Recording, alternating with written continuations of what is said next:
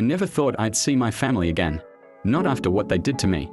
I was born into a family of billionaires, think old money, legacy businesses and power spread across multiple industries. You'd think that meant a life of luxury, right? Wrong. From the moment I could think for myself, I was treated like an outsider. My parents always had a plan for me, a role they expected me to play in their empire, but I didn't fit the mold they wanted. The breaking point came when I refused to marry the right woman. They had arranged my future like a business deal, expecting me to just sign away my happiness. Instead, I chose love. I married the woman I wanted, a girl from a normal, middle-class family. That's when everything changed. My parents, furious, cut me off completely. No money, no support, no inheritance. My name was wiped from the family records like I never existed. I went from being the son of billionaires to having nothing overnight. For years, I struggled. My wife and I barely scraped by, living in a tiny apartment, working multiple jobs just to survive.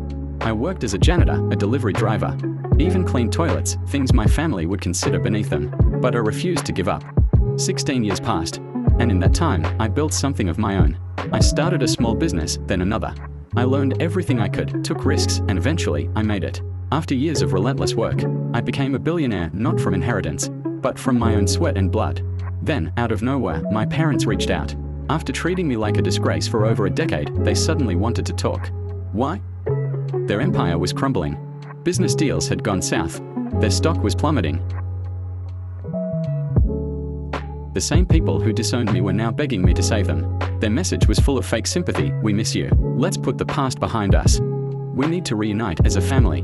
But I saw right through them. They didn't want a reunion. They wanted a bailout. So I made myself very clear. I have a family now, my wife and kids. They stood by me when you abandoned me. You are not welcome in my life.